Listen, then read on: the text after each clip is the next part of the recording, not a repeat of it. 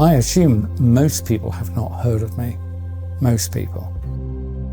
I am a lifetime research scientist. I worked for 32 years in the pharmaceutical industry and biotech. My most senior positions were at Pfizer. I was Vice President and Worldwide Head of Research in Allergic and Respiratory Diseases. Since 2020, I have been speaking out against the fraudulent pandemic and the intentionally dangerous injections. And my experience has been to have been censored and smeared, largely.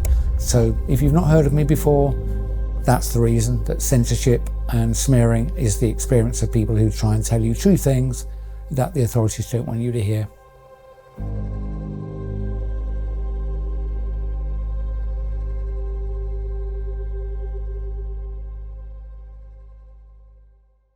I don't want to give up because I'm, nothing to say, but I think I've said enough that if anyone's looking at what I've said or is looking for me, they can find me easily enough. And if they're not, putting out another 10 videos or 100 videos is not going to reach them. So I think there'll be things for me to do.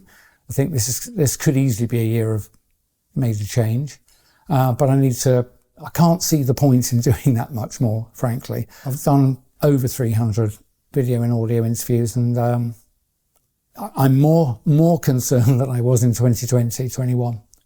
I'm more certain, unfortunately, I wish I wasn't, I'm more certain of the tentative concerns I had then.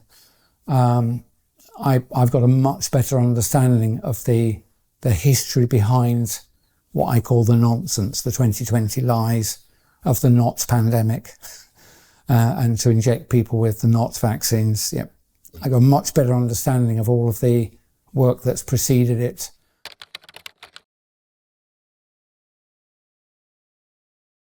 When I first spoke, when I did a major interview in 2021, I was at that point sure that there wasn't a pandemic, or at least whatever was happening had been deliberately and through planning exaggerated to frighten people. And I focus very much because of my history as a research executive in pharma for over 30 years. I was very concerned about the injections because I knew there wasn't a public health threat. So why would you want to be injected? My thinking has advanced quite a lot since then, which I may talk about later in this interview. But it's not possible for the injections to be of help to anybody. It's literally not possible. Every medicine, every molecule and atom and constituent of every medicine is in there because somebody chose to put it in there. Hopefully for good reasons, but they put it in there for a purpose, to stabilize something or make it big enough to swallow in the form of a tablet. If you just had the active ingredients in some drugs, it's too small to see. So you need to formulate it with what are called excipients. But when I spoke before, I could see multiple features in the so-called vaccines that was not necessary, even if I believed the lies about what I was being told about these things. Even if you believed them, it would not be necessary to incorporate certain features about them. And so my bottom line is, I think, and I'm well qualified to make this claim, probably better qualified than any other single person speaking out, they have been designed intentionally to injure, kill, and reduce fertility. I've never claimed it would do it to a lot of people or that it would be quick. In fact, specifically, I remember saying at the time, I don't think they want to risk injuring and killing too many people early on because people will spot it. What I expected once I started looking around and noticing other things, like there was a talk of electronic money, getting rid of cash. And there was talk of digital ID. I remember Tony Blair trying to do that in the 90s. And frankly, I joined the dots and I could see a world in which you were required to have digital ID, that cash was removed, so you had to spend only using digital money. And I thought, you know what? If I was the evil person, I would say that your digital ID will not be valid unless you're up to date with your injections. And I came across a document from the EU. It's called EU VABECO, VABECO. And it's a scheme that started in 2018. Bottom line is the EU Commission anticipates a future in which every EU citizen has a digital ID whose validity is governed by whether or not they've been injected with the latest mRNA-based, quote, vaccine.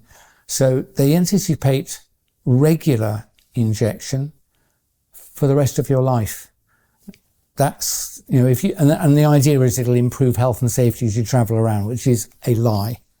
It's a lie.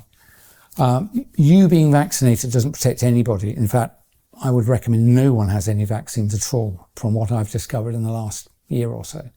But, you know, honestly, when have governments ever given a flying one about your health and safety?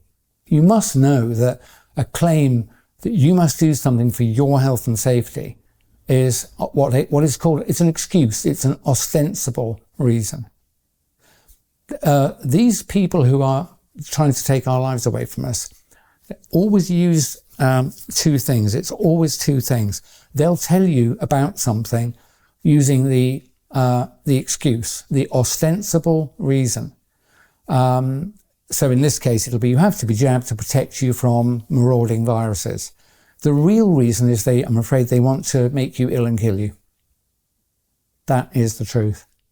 It's absolutely clear. There's really only one senior institution. It's a group of people who you can see as supranational groups from the UN, WHO, the International Panel on Climate Change, the World Economic Forum, you know, Bilderbergs. You should see them as the same. They're different manifestations. Trilateral Commission. Keir Starmer's a member of the Trilateral Commission, the only elected British politician who's a member of this globalist group, at least that particular one. They're all founded by the same group of people. They've been running for, you know, decades to much longer than a century. And I believe they believe their destiny is to control all us little people, all us. They see us as useless eaters. Useless eaters. Where have you heard that phrase before? What happens to useless eaters, do you think? I think they believe it's their destiny, maybe their obligation, to take control of everyone, everywhere, forever, using digital means. So digital ID, digital money, geolocation, and an obligation to be injected, something like that. You don't need much more than that. The control mechanism is so frighteningly simple. I warn people, and I'm not going to sign up for digital ID. I'm probably going to regret that statement, but you don't need a new global single format editable digital biometric ID. But that's what digital ID means.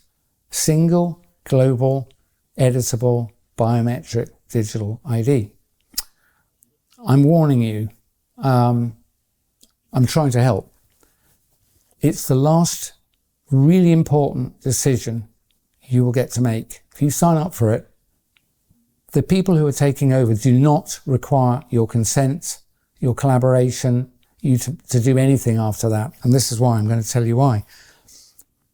Even I, as someone who's not involved in finance, I'm clever enough to see that the debts of all major countries has been deliberately piled on and escalated to the point where it's obvious to all of us that the debts can never be repaid. We're struggling even to service the interest on the loans. So at some point, I predict with great confidence that an event like 2008, the global financial crisis, only 1,000 times worse, will occur.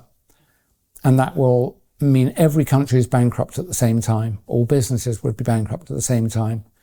And to find out what will happen to you, if like me, you're sort of comfortable and middle class, early retired and got a bit of saving, you should be really frightened what I'm going to tell you. David Rogers Webb. David Rogers Webb. He is my matching half in finance. He's a retired hedge fund manager who discovered that the laws pertaining to private property rights have been altered over the last 50 or 60 years surreptitiously in every country on the planet. So when you think you own something I invite you to look in. If you've got an investment account, you will find now, you won't find any statements to do with ownership. You'll only find the phrase beneficial owner, beneficial ownership. It makes no difference most of the time. You can buy it and sell it. Let's say it's shares, stocks, bonds. You can receive dividends and so on.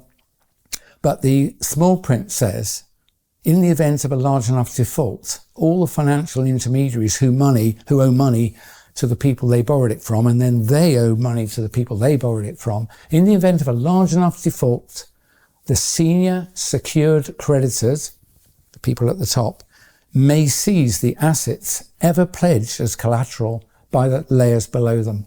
That includes your house, your pension, any stocks and shares you have in an account with an intermediary like Hargreaves Lansdown, AJ Bell and the like, JP Morgan. Basically, legal theft of all of your assets will occur, I think, within hours of a large enough financial crisis that I've just discussed.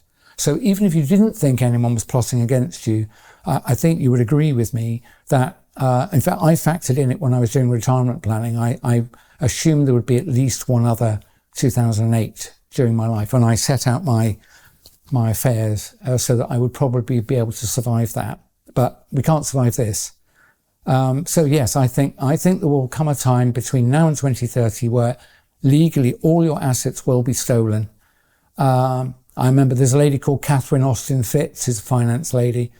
She says, I believe that possession, where we're talking about objects, not humans, but where it comes to objects, you really only own it if you can sit on it and defend it at the point of a gun. And I know she says it to get a laugh, but there is something to that. If you've left any assets with a third party, maybe you own some gold and it's in the bank. Maybe you do have, a large pension with a financial intermediary. Upon the large enough financial crisis that is being engineered, because, as I'll explain in a moment, look how useful this is. At the moment of that big enough financial crisis, all of the institutions will be bankrupt and all of the assets will be moved legally, stolen legally, and they will belong to the senior secured creditors, because those assets have at some point been used in a financial transaction. There's no point in you protesting that they haven't told you they borrowed it and it's not really theirs. This has been tested in a major court in New York, where one financial institution was both the custodian and acting on behalf of senior creditors. So it stole the assets of another of its clients. And it went to court, and I'm afraid it was found that they were legally able to do that. So David Rogers Webb, a free book called The Great Taking, is my gift to you. You should go and read that. So that's part of the takeover. It is a takeover. It's a global coup. And I've explained that if you sign up for digital ID, it'll be the last really important decision you make, because your digital ID will be the only thing that your governments, institutions, and anybody authorized by those holding power will recognize you through. So you won't exist anymore. You'll be replaced by a QR code.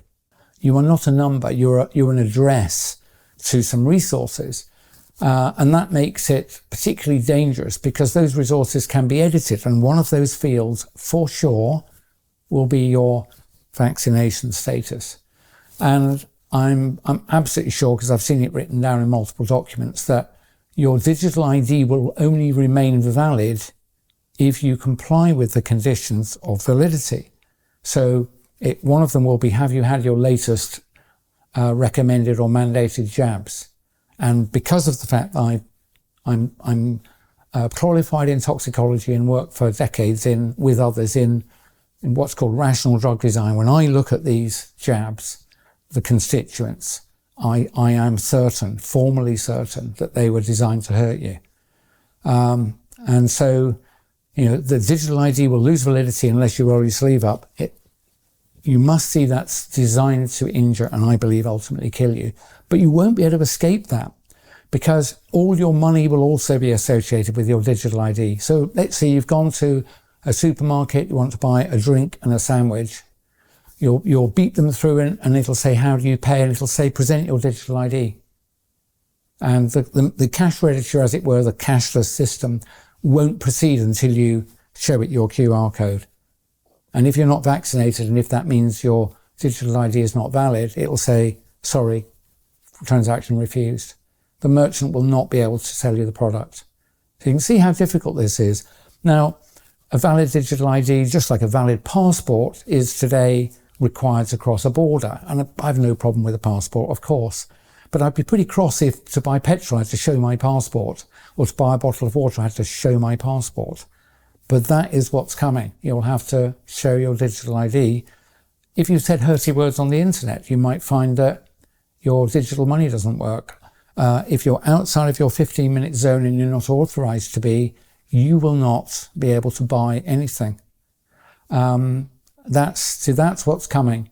It's the ultimate tool of slavery, the digital.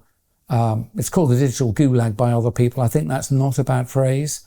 And the way to stop that happening is to put your foot down and don't sign up for it. If they tell you, say you're, if it's the government, they might say we're not going to give you benefits unless you sign up for digital ID. I can't help that. I'm going to tell you, you at this point have to choose. Obviously going to engineer it so that you'll feel you can't refuse. If you sign up for it, your life is going to end. Your free life is going to end. So I would say, like I always did with the jabs before I really knew what was going on, I would say, don't decide anything now. Defer your decision a month, maybe another month. Same with digital ID. Please, when it's first put to you, and especially if they threaten you, we'll have to fire you if you won't sign up for this. This is good for you, is it? Why would they threaten you? Why would they punish you for not doing something that's supposedly good for you? And the answer is, I mentioned earlier, always two reasons: the ostensible reason, the excuse, or the real reason. And the threats come because the real reason is what I've been telling you. It's for bad. So if they tell you they won't pay your benefits if you don't sign up for digital ID, I'm going to ask you to swallow hard and not sign up. You might have to sign up in a month or 3 months. Don't sign up. The more people who don't sign up, the more likely we are to be able to defeat this, because other people will be taking their lead from you. So if you've got children, I think you should be willing to go hungry for a bit. If I have to, I will, in order to stop this happening. So I've made the bold statement, I'm not going to take on a digital ID. And some people have said, you will lose access to your money in your bank accounts. Do you know what? So be it. If I sign up for it, what's going to happen is what I've outlined to you. Money's not going to matter. One, they'll steal it. And secondly, I don't want to survive in a world in which I'm beeping my way into and out of shops and beeping my way to buy some mouldy bread with insect flour, right? I'm not going to live in that world. So I'm just going to stop. And the worse the punishment threatened, brought upon me, the worse the retribution, the more sure you should be that this is a bad thing. So even if they say we're going to fire you, say respectfully, I don't trust this system. I'm going to defer my decision. I'm not going to sign up this month. Let them fire you. I think they'll have to give up. Remember NHS 100K when they said, we're going to jab you all or you'll lose your job. And 100,000 of them campaigned on the street. And the government actually gave in the next week. So there's enough power if we only just take our courage in our hands. And you only need courage when you're threatened. You need some courage now. You need some courage now. I'm not frightened. I don't look frightened because I'm not frightened. Everyone's life comes to an end eventually. I don't want it earlier than necessary. But if I do what I think these evil tyrants want me to do, the end of my free life has been reached. Honestly, I think we can defeat this if enough of us are reasonably brave. You don't need to fight anybody. It would be pointless. They'd love you to get young, strong men if you get fighting on the street. I bet the government would love that. Never been my style. But the way to fight it is literally not to comply. So don't sign up for digital ID. I would say if they tell you there's another scary event and you need to go home and stay in, go out for a long walk. Go and find several friends and go for a long walk.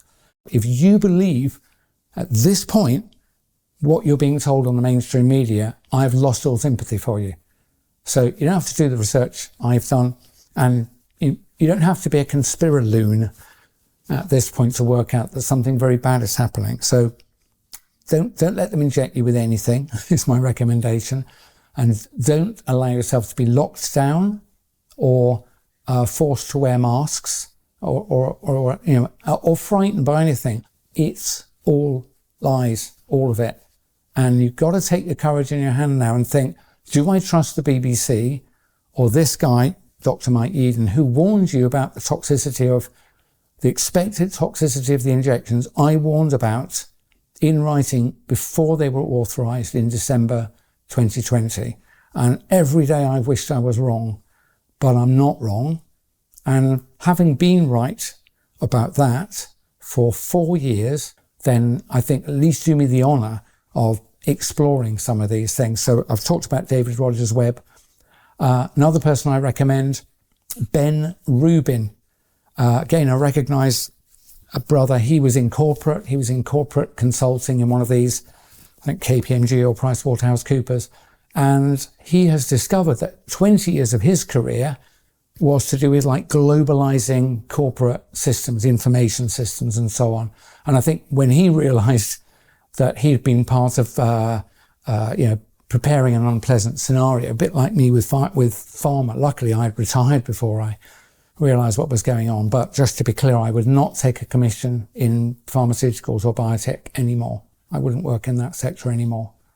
I don't trust it, and I don't think it's a good thing. So Ben, look at what Ben Rubin is saying. Ben is a guy who spends a lot of time looking at like whole of governments, looking at whole of corporations, looking at integrated systems. And so he will do a much better job of explaining, as it were, politically how we got here. But I think I'm pretty good at telling you, don't take the vaccine, and don't be frightened by the lies they're going to give us. That's what I would say. And for goodness sake, don't sign up for digital ID. If you feel compelled to, I'm really asking you, defer the decision to do it and watch the punishment, and know that if it's genuinely good for you, why the dickens would they punish you? Why would the threat escalate until they might even say, if you won't take it, we're going to imprison you? They won't start there. They will literally start there with a financial disincentive.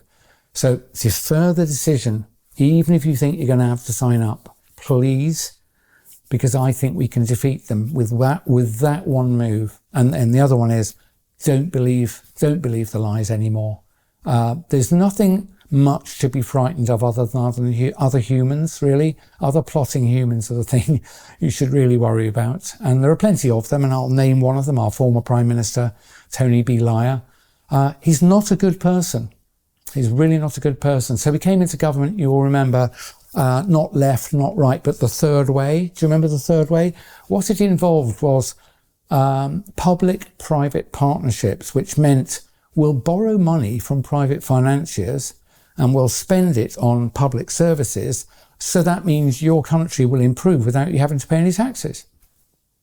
And when I heard that, I thought the chickens will come home to roost. And so we got lots of new hospitals. We didn't have to pay for them at the time. We were just servicing the loan, something like that. Chickens have come home to roost. The country now has enormous structural debts. And I think debt repayment it's either the second or the third largest item on the budget already. It's more than we spend on education. Next year, it'll be even more. And, it will become the largest budget item if the country survives long enough. So Blair, we voted him in. Blair has, all the other countries in the West have been guided to do this. So they've all borrowed so much money that they are effectively bankrupt. There's probably no hiding from that, but let's not make it easy for them. So yeah, they bankrupted the country and they've hidden that, but it's very clear to people like David Rogers-Webb. And I anticipate we'll have other scares, like, honestly, if they tell you about bird flu, it's like a chicken with a cold. You know, have you ever seen a chicken with a cold? Have you ever seen them coughing, sneezing? Birds don't get flu. Birds do not get influenza. They don't. They do not get influenza. Spend 5 minutes looking at the bird, the respiratory tract. Look at the lungs of a bird. And you realise it's so different from a mammal's lungs. It's like you would realise why they can't get colds or flu. So they're lying to you about these illnesses. Birds can get sick, but they haven't got flu, and it's not contagious. So, and the PCR test is a measure of nothing. It's fraud. And when they tell you, oh, we found bird flu in a flock in Aldermaston or something, they will have used PCR, which is fraudulent, to get that result. And they could make the birds sick in any number of ways just by treating them badly. If they overcrowd them, that will make them sick. If they stress them, that will make them sick. And if they then come in and test them, they can claim bird flu in the flock. Then they can kill all the birds. And then they can say, oh, look, bird flu's going around. Then they'll lie and say, first case of bird to human transmission. It doesn't even exist because, like I told you, birds don't get colds. Birds don't sneeze. Have you ever seen a bird coughing? Please, you must know they're lying to you. And I wouldn't think monkeys get pox either. Really. They're hairy. Anyway, I haven't looked at that one in any great detail. But what I have looked at since I last gave a substantial interview, this one's often very difficult. When I was younger and I was taught biology and so on, so I didn't work in virology. So I remember being taught things and then I remembered them. And I'll come back to what knowledge is in a minute. So I was taught that colds and flu are caused by submicroscopic infective particles called viruses. That's what I was told. They float around, you inhale one, if you're susceptible, you get a cough or you get a cold, whatever it is. And that model seemed okay. I didn't work in the field, so I never examined it again. And this is an example. I'm asking you to ask yourself what you know, what you really know. I've had to do that I thought I knew quite a lot, and I've realised over the last 5 years I don't really know anything. So knowledge. I think there may be multiple kinds. I'm not a philosopher, but there's at least two different kinds. One is things you know because you yourself have done the work. Maybe if you grew some crops or had cared for an animal or another person. Things you know from things you've done personally. You've verified them. Then there's the other knowledge, which is most of what we call knowledge, which is, I would characterize it as someone told you and you chose to believe them. If you ask yourself honestly about what you know, how much of what you know belongs to the second group? Someone told you and you chose to believe them. I think it's most. So I had to be humble, not the big man, big clever scientist. I realized most of what I've been taught is a lie. It wasn't an easy thing to come to grips with. Partly why I wouldn't work again in the sector. I couldn't even do an honest job because I don't trust the literature. But here's the thing. So I was told this is how flu and colds work, that flu and colds were due to submicroscopic infective particles called viruses. And that you caught them from another person, you could give them to a person. That's what I was told. That's the model. That's the scary thing they tell you. That has been tested in formal settings. A clinical trial in a case like this would involve volunteers who have got colds or flu spending a few hours in a room with a healthy person. And then the two people would go their separate ways and the experimenters would follow up the healthy person over the next days and weeks. Now, if contagion, transmission, was occurring, you would expect over time the people who've spent a few hours with someone with a cold or flu would get colds and flu more often than the people who didn't spend time in the room with the person with cold and flu. And they had matching controls. People spent time with someone who was perfectly well. So they were the controls. They went off. The people who spent time with a person with a cold, they went off. And here's the thing. For 100 years of these clinical experiments, the people who spent a few hours with the person with a cold or flu got colds and flu no more often than the people who spent a couple of hours in the room with a well person. contagion of acute respiratory illnesses does not happen. Now, many of you will protest and think, I'm certain I got it from my brother-in-law, or I gave it to my workmates. I will say those observations are consistent with contagion. They're not proof of it. There is another explanation, and I don't have the whole answer, but I believe I've got a good alternative. If you, a person who gets headaches, especially a migraine, when you've got a migraine, how often do you ask yourself, I wonder who gave me that migraine? Who did I catch that headache from? You'll probably think, what are you talking about, Yeadon? Everybody knows that you don't catch them, you develop them, whatever. How about this one then? If you're unfortunate enough to have angina, maybe occasional chest pain, maybe from stress, maybe from you're not very fit. The next time you get pain in your chest, do you think, I wonder who infected me with that angina? It's like, no, the headache and the chest pain result from things going awry inside you, equilibrium's being lost inside you. I believe, as a respiratory expert, that colds and flu are the result of a loss of normal equilibrium inside you. And so they occur from time to time. If you go from cold to warm environments, dry to wet environments, and vice versa. If you're stressed, if you haven't slept, if you've slept with your mouth open, your nose is a fantastic filter. And I think those are the things that trigger colds. We get colds quite often. I probably get a couple of minor colds a year. Flu I've only ever had twice. So colds happen so frequently. This is how it works psychologically. The next time you get a cold, because you've been told you catch them, you'll think, who did I see that had a cold? It's like, I wonder if that guy in the checkout who was coughing. Or no, it's Dave at work, or my sister-in-law had it. And you will attribute your symptoms to those encounters, because that's what we do. Humans are great at forming patterns. And I'm telling you, it looks like that, but that actually isn't how it works.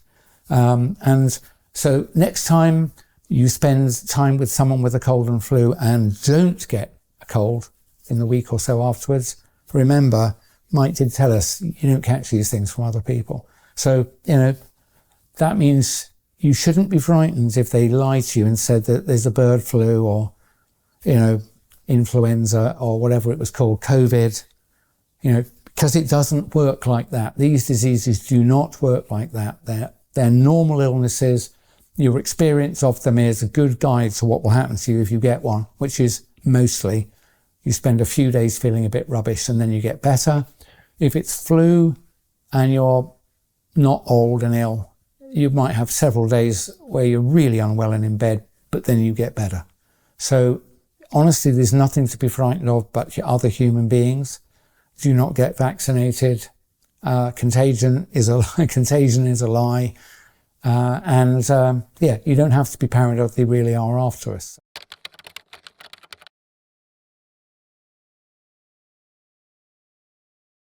I would like to come back to something very, very important that I've discovered. It was absolutely horrifying. And when I tell you, and it's right in my field of expertise, I was the vice president for years of new therapeutics for allergic and respiratory diseases, ANR.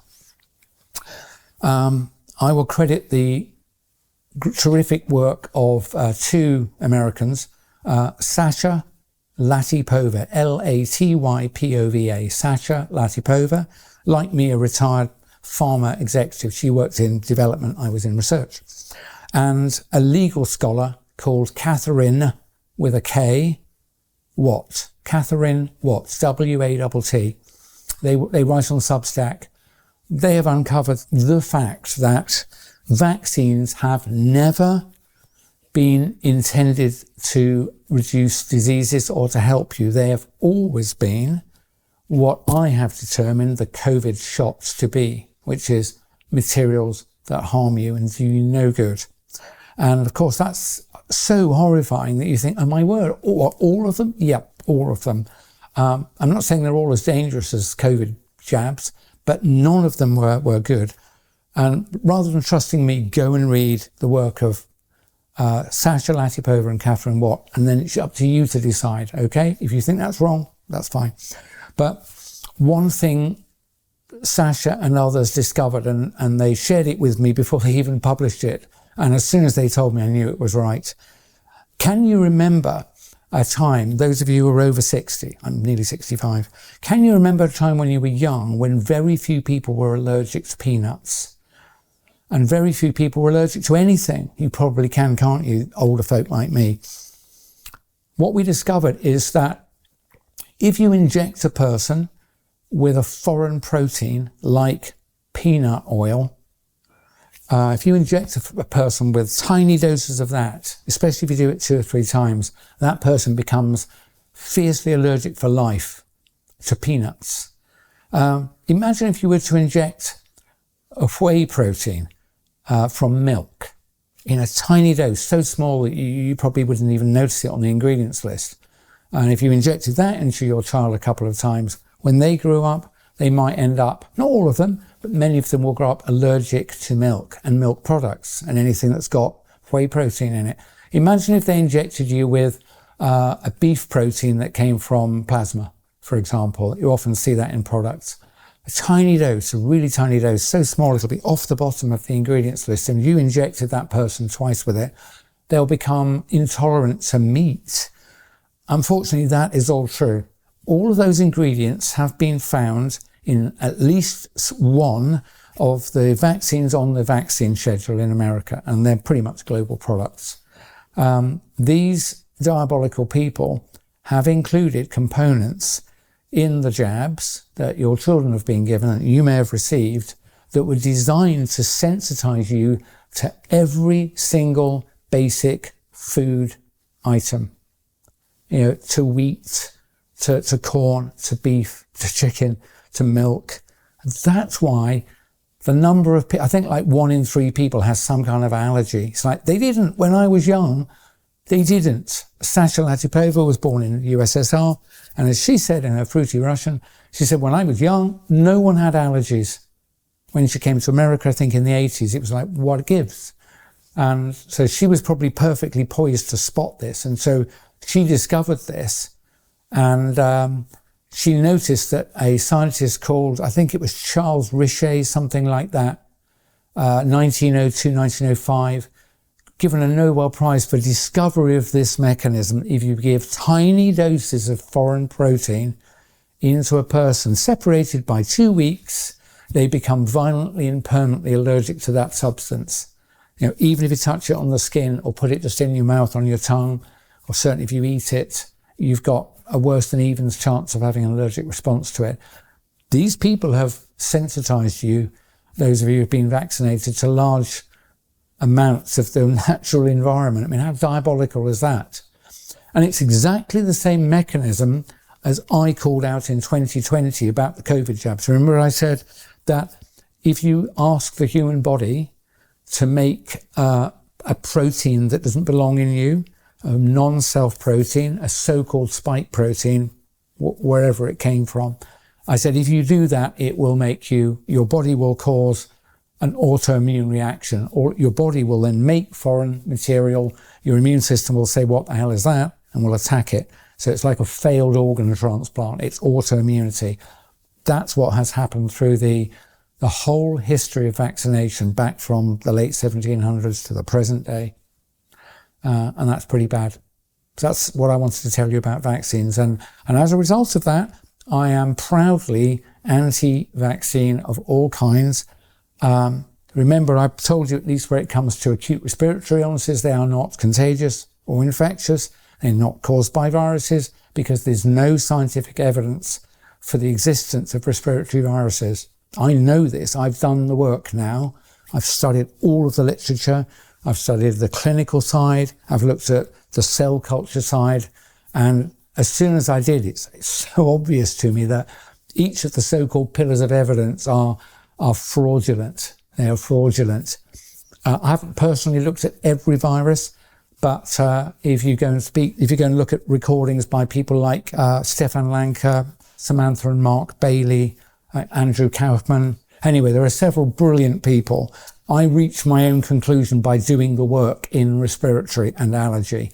I have to say, I'm going to leave it to other people to do the work in their own fields, but that has allowed me with confidence to say the things I now say. If any former colleagues, please, want to talk to me about that, if they think I'm wrong, I'm not wrong. I can show you chapter and verse, all the literature references going back to acute anaphylaxis. I've used these models in vitro in industry. It's like, and how do we achieve them? You administer foreign proteins twice, about 14 days apart. It's like amazing how I didn't spot it. People don't spot things. I didn't spot things. Even in what the Americans call your own wheelhouse, because you're not suspecting people are out to harm you. You literally don't interpret this action, which is bad, because you're not looking for bad motives. So now I can see so many things. I understand some people don't want to even tackle this topic. And I've been warned by people that if I say acute respiratory illnesses, colds and flu are not caused by, infectious particles, they're not contagious. If I say that people will not believe me. Well, I'm not going to lie. There's no point in me sitting here and telling you anything if I don't tell you the truth. I'm sure it's true. Some people will reject everything I've said because of what I've just said, but I can't help that. But I am qualified to have done the work. And you may note, I restrict my remarks to acute respiratory illnesses, because that's where I've done all of the work. I've read all the papers. I can show any other scientists I can send them a list of the papers if they want. So if someone thinks, no, he's wrong, if you're a qualified scientist and you think I'm wrong, contact me and we'll have a phone call and I will send you the papers. And I think you will have to conclude, as I do, that contagion isn't a thing. Obviously those illnesses are real. I've had 2 bouts of flu, and dozens of colds. But basically all I'm telling you is that the attribution, the mechanism of them happening is not what we were told. It's something else. I've spent a lot of time working with others in designing therapeutic aerosols, things that you can inhale and will land in the airway. So I know a little bit about the internal architecture of the lungs. You may have heard statistics like the inside surface of your lungs, if spread out flat, is about the size of a tennis court.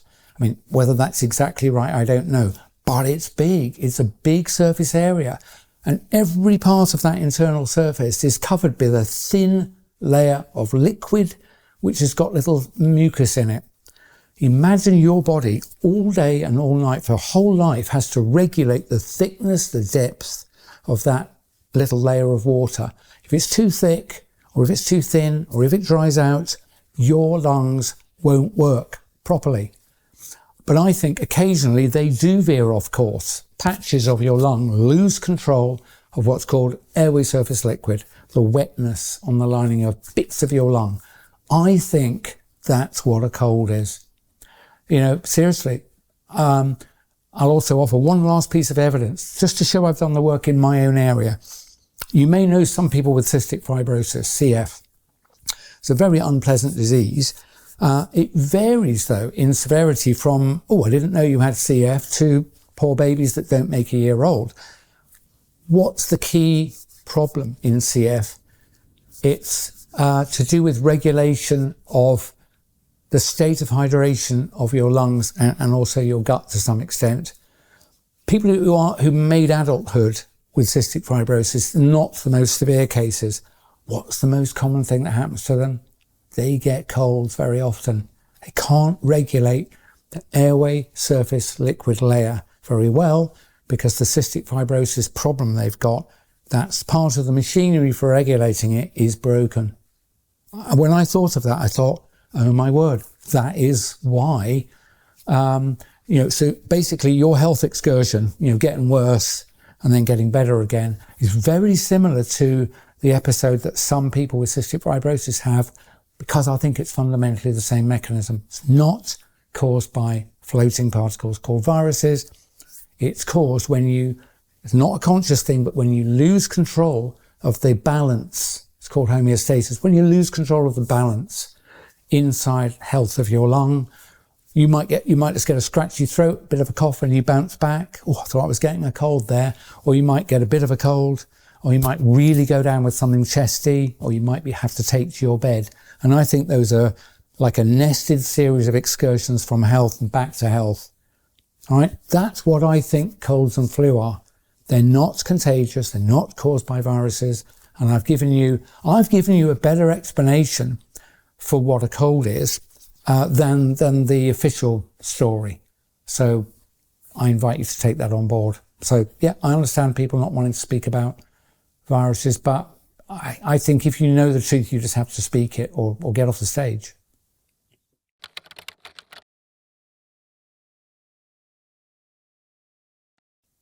In many interviews, I've been keen to tell people that there wasn't a pandemic, there wasn't a public health emergency, there was nothing unusual happening. Sometimes I'll refer to the numbers of people, going into hospital or dying of things, but I've got something that I think is more useful. In order for an emergency to be declared, like a fire or like a shark approaching a public beach, holiday beach, would you agree with me, ladies and gentlemen, that before you would call out the fire engines, you'd probably be smelling smoke somewhere, someone would be, or a smoke alarm will go off. Before you would call shark alerts and get everybody off the beach, you would think someone would have seen a fin, yeah? Or someone in a helicopter said, oh, hey, I can see some sharks approaching the beach. What I'm telling you is before an emergency is called, there is already an event at some level that someone is able to see, to detect, and warn you about, and you think, oh, that was really good that they warned us. In the case of the pandemic, that nice man at the WHO, Tedros, clever he may be, but he's not a fortune teller. He doesn't have foresight. He hasn't got long-range binoculars. He's not got a time machine. In order to declare a pandemic, which I think he did in 2020, March, whatever it was, he has to have some evidence of that. There's a little problemette, ladies and gentlemen. Not just me, but Dennis Rancourt in Canada and many other researchers have looked for signs of illness, respiratory illness, which surely would be growing somewhere in a small way in order that the WHO from their esteemed exalted position could aggregate all that data and go, oh my word, it looks like there's something like a pandemic beginning. There is nowhere in the world that you can find increased frequency of respiratory illness and respiratory deaths anywhere until after the WHO called a pandemic. Ladies and gentlemen, they called a pandemic with no evidence of a pandemic because they were lying to you. They were lying to you. Then they created all our governments created the impression of a pandemic by misusing a test that doesn't measure what it says, PCR. There's literally, what we had is a pandemic, a rollout of the test. It's as simple as that. Increased number of cases everywhere was a pandemic of a rollout of a rubbish test. It's not a mistake. They knew it was rubbish. They designed it to be rubbish. They designed it to produce positives where there was no illness. And then when people died, they said, oh, they had COVID. They literally did that. And then, I'm afraid, medical procedures in care homes and hospitals led to people being killed. But this is old news. You've heard all this before. But I just wanted to tell you, you can't have an emergency without some sign of that emergency emerging somewhere. You need that information in order, as a leader, to say, I'm afraid, folks, I've got bad news. There's an emergency coming, batten down the hatches. For these pandemics, they just lied to you. Nothing was happening. If you go and look for it, you'll not find the evidence. They called the pandemic, and then the data started arriving, which was fraudulent. So it's as simple as that.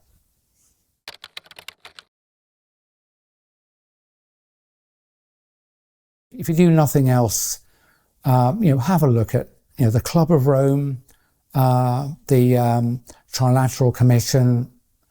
Honestly, things like climate change and diseases that pandemic were decided to be used by people concerned about population, for which there's no evidence of real concern. They decided at the same time to frighten you with diseases and changes to climate. It's the same group of people at the same time.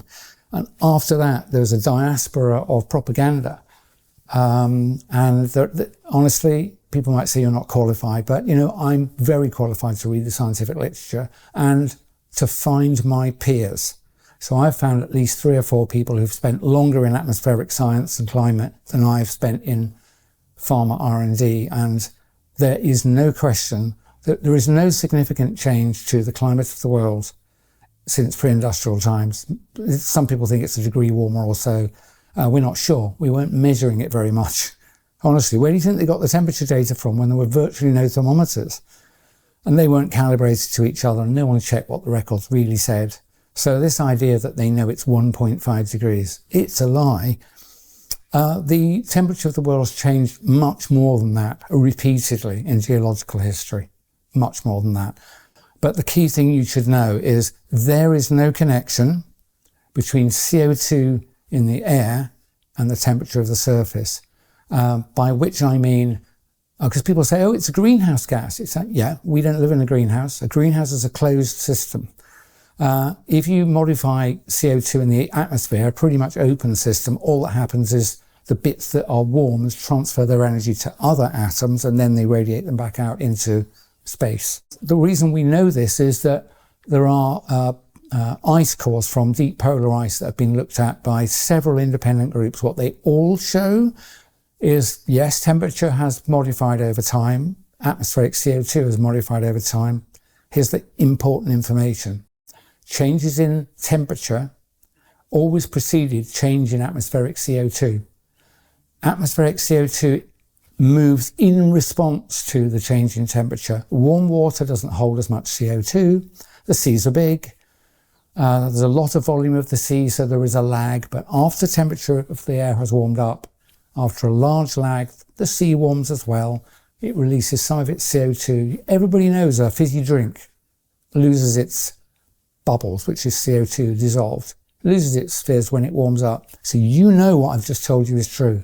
Warm water holds less CO2 than cold water. When the Earth warms due to changes in solar output, modification of our non-circular orbit, alteration of the angle of the Earth to the solar ecliptic, any of those things and maybe others, whatever it was that makes the Earth warm or cool, the CO2 movement takes place afterwards and in the same direction. So all of this fear-mongering about burning fossil fuels, adding CO2, and that will change the Earth's climate, it is a lie. And they're lying to you to frighten you and to get you to accept, for example, restriction on internal combustion cars. Given what I've just told you is true, why would you not have 100-year-old technology that's being refined and is the exhaust coming out of very good cars today is cleaner than the air coming in through the intake in any city that's a bit grubby. It's that good. Catalytic converters, nitric oxide converters as well in things, especially in diesels, computer controlled fuel injection, stop start. They're literally the air coming out. You can't smell petrol when you walk around London. When I was a kid in a big city, my eyes would stream from the raw petrol pouring out from the cars. So there's no justification for restricting the use of cars, petrol cars. You know the restrictions with electric vehicles, but my conclusion from watching other people who understand engineering, the push for EVs is nothing at all to do with getting you into an EV. It's to get you out of your internal combustion engine car. And the the zero emission vehicle mandate that our government has specialised in, which requires automotive manufacturers to sell a higher and higher proportion of their total sales as EVs each year, the effects of this will be to destroy, to bankrupt and reduce the mass manufacturing conglomerates, people like Volkswagen, Audi Group, Ford, and so on. They will be bankrupted. Now, they may be collaborating with World Economic Forum or not. It doesn't really make any difference. The quick example of Volkswagen, Audi, they're not allowed to sell the number of cars we would like to buy, petrol and diesel, because the company and the main dealers know that they'll be fined £15,000 a car if they don't sell 28% as EVs. So they're going to restrict, and they are already restricting, petrol and diesel sales, and it's only 2025. They also can't sell very many EVs because the European cars are a lot more expensive than the cheap Chinese imports. I'm not having a go at China. I think this has been arranged by global financiers. On the one hand, it's like a 1-2 punch. You can't sell petrol and diesel because we're not going to let you. And oh dear, your cars are uncompetitive with the cheaper Chinese cars. There are 180 Chinese EV makers. At the moment, I think 1 or 2 is profitable. And I saw a press report from the trade press that said by the end of this decade, 7 to 9 of them will be profitable and the rest will have gone. What that tells you is someone is willing to spend hundreds of billions of dollars to manufacture cars, I would suspect, at a loss in order that they can be delivered to Europe at a loss in order to destroy the mass manufacturing capability of Europe. And as a result, it'll be, oh dear, there are simply not enough cars to go around anymore. So in the end, they won't need to mandate it. There literally won't be any. So, and that's one big concern I've got. You might think, why would I comment? I like machinery. I commented before that I like wrenching, spannering my own vehicles, cars and bikes mainly. And I was filmed in 2020 in my bike shed. So I've paid attention at least to automotive changes. I recently had a hire car on holiday, which was brand new, and I hated it. The thing is full of surveillance technology. It's full of, I think they're called ADAS, Automated Driver Assistance System, something like that, ADAS. And it's an EU set of regulations, but it will be rolled out worldwide. And they're the things that are slightly irritating, that beep at you if you're 3 miles an hour over the prevailing speed limit. Will shout at you if you don't stare out of the windscreen constantly. If you take a hand off the wheel, it'll tell you to put your hand back on the wheel. Those have, on average, I read in a trade press, over 10 cameras in the car, only a few of which are outside. Most of the cameras are facing inside and facing you. You are being recorded at all times that you're driving. It's so one of them focuses on your eyes so that it's checking whether you're looking through the screen, whether you're tired or not, if your blink rate slows. And this is not to assist you. This is ultimately to ensure that you will not be able to control and drive your own car. So let's give you one example. You must have heard of 15-minute cities, even if you think it's a conspiracy theory. Just imagine your 15-minute city is a radius of, say, 3 miles from where you live. It might be that much in bad traffic. With these always-on cars that are connected, what do you think will happen when your vehicle crosses the edge of that 15-minute boundary? I know what's going to happen when it is turned on. The vehicle will probably slow down. It probably won't stop immediately, but it will be disabled. It'll go into limp mode and you'll only get into first and second gear. They're not going to allow you to drive out of the 15-minute zone in a modern car. And there are so many other things. That's called geofencing, one word. Go and look it up. I know personally somebody whose car was updated as a favour from a dealer, and when she got it back, being a lawyer, she happened to notice that she had to accept new terms and conditions. And she had plenty of time, she went through the terms and conditions. And one of them was, when you say OK, you will allow the manufacturer and the authorities to activate geofencing software in this car. That's what they're going to do. So, and that will ultimately be probably related to your things like your digital ID. Otherwise, where do they know where you are? Well, with the car, they know where the car is.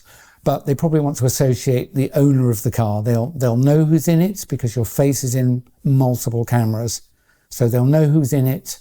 If you try to cover your face with a mask, I suspect the car won't start, if that isn't already incorporated. If I was an evil person, I'd design that. And you can assume that whoever's running this are more evil than me and more imaginative. Is this the world you want? It's not the world I want. Honestly, I would detach the internet, turn it off, and jump up and down on all the digital devices if I could, yeah, lots of things would become inconvenient, but it's a much better world. And what's crucial about that world is it cannot be taken over by a small number of people.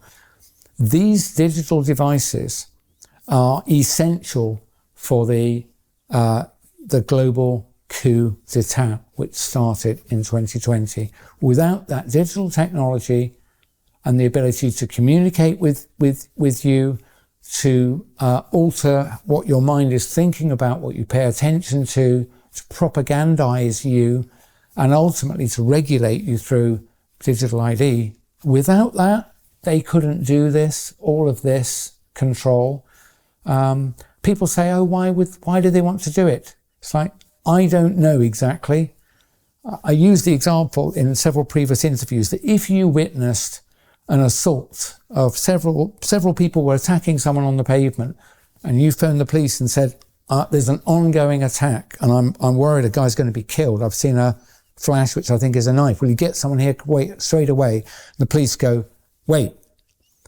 And before we come out, we need to know what the motive is for the attack. It's like, see, asking why they're doing it is an understandable question, but it's not material to whether it's actually occurring. It is occurring. I don't know exactly why they're doing it. I don't know. I think they're deeply evil people who feel entitled to control the life of people like you and me, who they regard as profane, useless eaters. That was a phrase used by Mao, by the way, before he took steps, which led to the deaths by starvation of hundreds of millions of people. I think these people have absolutely no difficulty in taking steps that will lead to the deaths of hundreds of millions of people. It's been done repeatedly. And these people are entirely comfortable in doing it. And they are doing it. So I've said to people, you didn't know that the injections were dangerous initially. You do now. Anybody who rolls up their sleeve now and has an injection, I have no sympathy for you whatsoever. I know that's an unpleasant thing to say, but I'm not trying to be a diplomat here. If you are so stupid and uninformed that you will allow yourself to be injected again, I have no sympathy for you.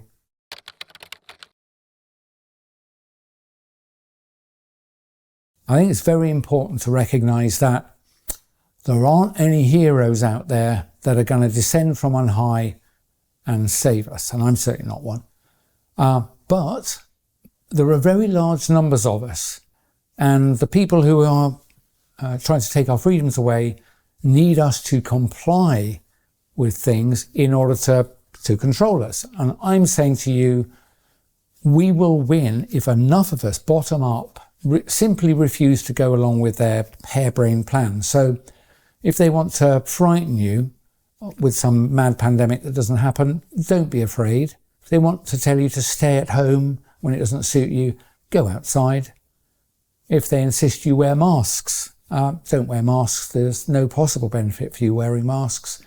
Certainly, if they want you to roll up your sleeve, do not accept any injection, certainly not of these mRNA technologies. They certainly like their digital control technologies, so do not sign up for digital ID and many other things really, but try and stay healthy, go and talk to real people, give them a hug, and eat good food, exercise, be out in the daylight, and we'll be all right as long as enough of us do not comply.